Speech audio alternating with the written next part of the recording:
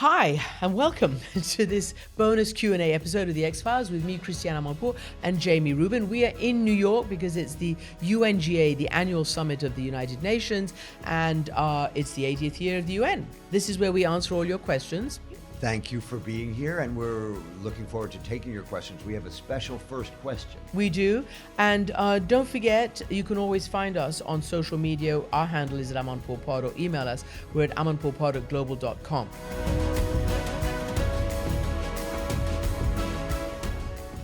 Let's get started. So, Jamie and everybody, this week we've got something a little different and a little special because we're in New York for the 80th episode, if you like, of UNGA, the annual UN Leaders Summit, where they come here and they give their speeches. And this year it's going to be very important. It's happening right as we speak right now. And we are part of a hope project where there's going to be a takeover of podcasts in order to bring leaders with voices of hope and questions of hope. And we're going to put one of them out for you. So we are going to get a question, which we're going to play now, from the Deputy Secretary General of the United Nations, asking us where we think we can see hope in her particular issue of interest. Here she is. Hi, Christiane and Jamie. Amina Mohammed here, Deputy Secretary General of the UN. At the United Nations, I'm seeing every day how much people depend on international collaboration, mostly to solve problems that no single country can face alone. From food insecurity and gender equality to really, really surreal conflicts and, of course, climate change. But I also see how fragile multilateralism can feel right now. From your perspective, what gives you hope that those in power, particularly in institutions like the UN, can still deliver for people in a divided world? So I've interviewed Amina Mohammed on women's issues, on UN issues, and I don't know, as bad as it is, Jamie, and as sort of defanged as the UN appears to be, I really do believe that only together can you actually fix some of these major issues, whether it's, the issue of democracy, the issue of autocracy, but also climate change and even terrorism. I mean, these huge issues don't just happen to one country. They don't know borders. Well, you're right. And the challenges in the world, as we've talked about, are transnational. Whether it's information warfare, climate change, disease, terrorism, all of these things. And, one of the things I learned as the spokesman of the UN is there's a lot of different UNs. There's the UN Security Council, which gets the most attention because it's where, the big countries sit. But then there are these agencies that are really powerfully effective. The one that I think of when I think of effective is UNICEF. One of my friends, Jordan, was communications director at UNICEF over the last 20 years, a couple of times. And I learned from her and through government when I worked at the UN, the ways in which UNICEF continues to help children all over the world, even while this other stuff's going on. So the Deputy Secretary General is right. Multinational solutions can work. The problem is when people think the UN can solve all problems. Right. There's some things the UN can't solve, like the war in Ukraine, because Russia's on the Security Council, and it's the invader. Yeah. And if the invading country is on the Security Council is not going to be the place to solve the problem. And that's when you need to ignore the UN. We did that on Kosovo. Russia wouldn't support a resolution to prevent a genocide in Kosovo. So we acted outside the UN Security Council's formal authority, but we had legitimacy, even if we didn't have legality. And so the trick with the UN, it seems to me, is picking and choosing where it can work. UNICEF works, UNDP works, the High Commissioner on Refugees. These things work. But what you can't do is expect it to solve the world's problems because we don't have a world government, and countries sometimes are the cause of the problems. In the UN, unfortunately, it was dragged through all sorts of resolutions and things during the Iraq War, and that was a complete disaster as they tried to get the UN on board as well. So with or without the UN, it would have been So let's awful. go. Shall we go to some questions? Shall we? Where I'll ask you from Carlos, sent an email. One question I'd love to hear you explore is this. In an era where truth itself feels under siege, do you believe the role of the journalist is shifting more towards defending facts than reporting events? I think, unfortunately, we're having to defend facts more than we would used to do. We always fact checked. Truth, objectivity, accuracy is our benchmark. That's just the tools of our craft. So we were never fast and loose with the truth, those of us who are, serious journalists working for serious organizations. But now, because, facts are being challenged and denied. And if you remember in the first Trump term, one of his people called them alternative facts. We have to double down over and over again. So I think that takes up a lot of bandwidth. It is necessary, but it's very, very time consuming. We have a lot of issues about covering the news. There's a, financial model in our organizations is getting more and more stressed. It's harder, but we are still out there in the most important stories, and we still believe in covering them. And not only that, we believe that is what journalism is about. If it's not for us, who are going to be the eyes and ears of all of you, or all of everybody, to go to these places where you can't go or you wouldn't go, then how would you get the facts and the news and the stories? So yeah. And here's what I'd like to say. We forget that the New York Times, the Washington Post, the Wall Street Journal, the ABC News, CNN, they still tell us things by investigative journalism. And then we come to those facts that they uncovered seem like we always knew them. But we only knew them because of those investigative journalists. And that's the way I've standing on the sort of the dividing line between journalism and government my whole career. I've seen how this happens. So the New York Times finds out that the NSA has been, reading people's emails or whatever it was back in the day during the second Bush administration. And then everybody talks about it like they knew it. They didn't know it until the New York Times broke it. CNN investigative units break stories. You've broken stories.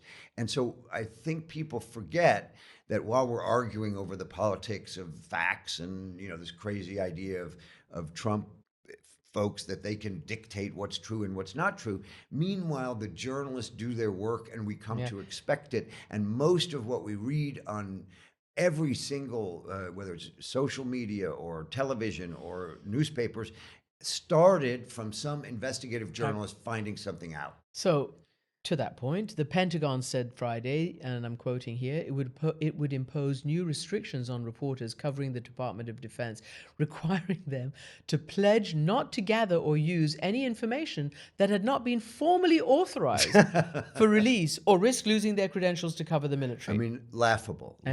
Serious. Joy on email wants to know what can be done to avoid the U.S. descent into autocracy and what could have been done differently in other countries that faced a similar situation and did not avoid it. It feels as though we can't rely on the normal checks and balances, i.e. the judiciary, nor are elected officials successfully challenging this administration, meaning the United States.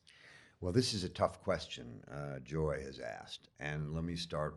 One of my favorite rules in life is when you don't know something, you say, I don't know. So the first answer is, I don't know. But let me try to speculate for Joy and for everyone listening.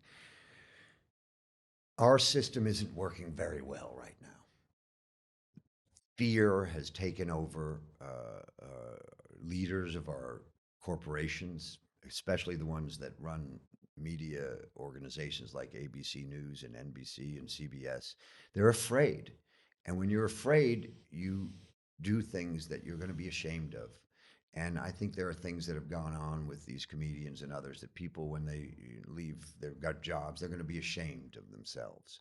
And so what I want people to remember is, when I was growing up, I always said, what would I do when this was 1960s and the Holocaust had just recently happened. And I always said, what would I have done if I was in these horrible situations, facing these horrible things? Would I have been brave? And, you always wonder. Now, I never faced physical, war in that sense, but I felt when the time came for me to be in government and we faced the possibility of seeing genocide and there was something we could do about it, I risked my job because I thought it was so important. And so that's what you need. You need people to be brave. So we ran into this senator, again, I won't mention his name, on the street today. He's brave. There are other brave senators and congressmen. And right now, finally, the Democratic leaders are saying, no, you can't just run roughshod over us. We're going to not support the continuation of spending if you don't provide basic needs to the American people, and there's going to be a possibly government shutdown. And this time, I think the Democrats are going to be more brave. Okay. But last point on this, I think the decision of the Supreme Court that's coming on the tariffs will tell us an enormous amount. The U.S. Constitution is absolutely clear that the regulation of commerce belongs to Congress. President Trump has tried to take that power away. This isn't a gray area. This is clear. If the Supreme Court doesn't uphold those words in the Constitution, then I will no longer be able to say that our country is governed by the rule of law to the extent I thought it was. So that's going to be a huge decision. I would say judges and courts below the Supreme Court have also been very brave, actually reading the law and coming down on the side of the law on many, many instances. And I would also say one of the ways to do it, certainly in our business, but maybe in others, is to band together. I genuinely believe that when people or groups of professionals or whatever are under threat, banding together, one for all and all for one, the power of numbers, the power of having a mission, a defensive posture, I think that's really, really important. Deborah on email asks, can you please discuss the diplomatic and economic fallout from the Hyundai ICE raids? Will this have a chilling effect on international investments and manufacturing partnerships in America? Well, look, it's just mentioning Hyundai, it's just been all over the place. In South Korea, they are just livid. I mean, a lot of America's erstwhile and firm allies are just really upset by this. And it goes against also what President Trump said. He wants foreign companies to come onshore. Exactly. And that's what they were doing to an extent. And they had always had this understanding about who could work there and, what level of visas and this and that they would require. And it's really shaken the foundation of a lot of nations' views of what it means to be an ally of the United States, whether it's, in terms of defense or in terms of economically. So I think I don't know, because I'm not an economist, will this have a chilling effect on international investments? But in terms of what's going on, it's having a chilling effect in the heartlands of those countries. My view on this is that it does have a chilling effect on international investment in the United States. And let me say two things about this. Sometimes you feel that in the Trump administration, people have been empowered to do things with no clarity. It's like a band of bozos who are trying to do things that one guy's doing one thing and the other guy's doing another thing. On one hand, they're saying, we're stopping censorship, and on the other hand, they're doing censorship. So I suspect this is a case of the band of bozos not getting their act together, and that President Trump does want investment in the United States, and he'll probably figure out a way to appease in some way the South Korean government. But the damage is done regardless. And this idea that somehow foreigners are bad. Where did this come from? We're a nation of immigrants. We're in New York City. Every morning I get up and I look at the Statue of Liberty downtown where I live. My grandparents came through the Statue of Liberty in Ellis Island. I heard a statistic once that 1 out of 10 people in our country have parents or grandparents who lived in Brooklyn because of the Statue of Liberty. So this idea, President Trump's family came as immigrants. They weren't born here. They're not American Indians. Where did we get this idea that foreigners are bad? America is unique because it's the first country in the world that's based on an idea, not an ethnicity, the idea of freedom and democracy. And President Trump and his administration, through all of these things, are just destroying the basic idea of America. One other thing, from India, they're very worried. All those people who send very, accomplished, scientists and doctors and people who are big in tech. And now the Trump administration is proposing $100,000 for future H-1B visas. Those are a professional type of visa. That's, let's see if that becomes anything. I hope it doesn't. But Adam wants to know, with all the recent events like the Charlie Kirk assassination, it seems like social media amplifies the most extreme voices on the fringes. Do you both feel that the situation is genuinely worsening, or is the noise just being amplified by a vocal minority on either extreme? Well, I think, Adam, whatever it is, whether it's being amplified or whether it's, whatever it is, a minority or not, it's genuinely getting worse, because the very fact of the amplification And as you mentioned, even a small group can have their noise amplified beyond recognition and beyond proportion. It is very, very bad. And of course, the social media and the tech algorithms are designed to move people towards the extremes and to create anger and thrive off anger. And anger is clicks, and clicks means money. And unfortunately, this is what's happening. I've been listening to so many of the tech pioneers talking about this, people who really believe that what they were doing was a benefit for humanity, and what they see is that benefit is rapidly being outperformed by the malevolence that social media, the algorithms, bots, all of this is creating in personal lives, in political lives, in global geopolitics and geostrategic challenges. So it is very bad, and there's something that needs to happen. Regulations of some sort need to happen, as they do to an extent in Europe. But when you consider that the current and future amplification will be generated by AI, we are in a very, very frightening space. So let me add to that. I agree with all of that. This is a case where we're in 100% agreement, madam. In the old days, when there were angry men or angry women, they had to meet physically to join together. And they couldn't infuriate their opponents because they would have to go to Speaker's Corner in Hyde Park and physically yell and scream until they could make people yell and scream. Because of the power of social media, that happens globally. So remember, with the case of terrorism, what we realized with Osama bin Laden and Al-Qaeda is instead of these people having to meet, raise money, plan, train, and then conduct a terrorist attack physically, they could do it through email, through the internet, through websites, and meet each other and train and organize and then conduct terrorist attacks remotely by having an order given in one country to people in another country. And that created this new global threat. It's the same here, because you don't need to move from your bloody couch, and you can scream and yell into your phone, and someone in the other part of the country who agrees with you can hear you instantly, and then you can organize into groups of haters. And what I think we need desperately is leaders who teach their countrymen and parents who teach their children to disagree agreeably and agree that someone who disagrees with you isn't a bad person.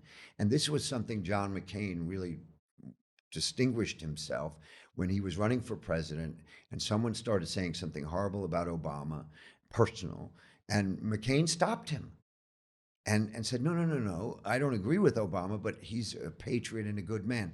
Donald Trump doesn't do that. And I think, and this is where someone will yell at me for this, I think the current leadership of the Republican Party doesn't do as much as the leadership of the Democratic Party to tell their people to disagree agreeably, and instead calls for violence. When Elon Musk sends in a message about violence, it's monstrous. This is a man, the richest man in the world, who's done untold damage to our world. He's done some good things, but the net effect of that man is untold damage when he cut AID and poorest people in the world. USAID, that's the US Agency for International Development. Imagine the richest man in the world destroying an entity that's giving aid to the poorest people in the world. That man is going to face a tough time at St. Peter when he meets St. Peter in the Pearly Gates. Pearly Gates. Spoken like a true soon Jew. to be Christian. Soon to be Christian. So Marta on Instagram asks, why is the world shifting away from democratic governance and towards authoritarian approaches? So I'm going to answer that, sort of a follow-up from what you just said, because John McCain, Republican senator, as you mentioned, said what he did back then. But after the assassination of Charlie Kirk, former President George W. Bush, in his message afterwards, paying tribute to Kirk and his family, then he said, we mustn't treat our political opponents as enemies, as mortal enemies. They must just be political opponents. We must treat each other like human beings. And he also said, may God, and I think I've said this before because I found it very profound, may God lead America towards civility. So that's one of the reasons why I think, democratic governance is maybe on shaky grounds more than we'd like it to be, because there's none of this, civility. Everything's.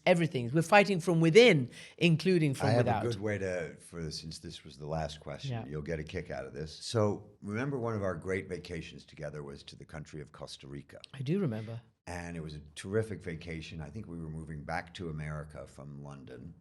And yes. in Costa Rica, there's two unique qualities to the country. One is they don't have an army, they have police.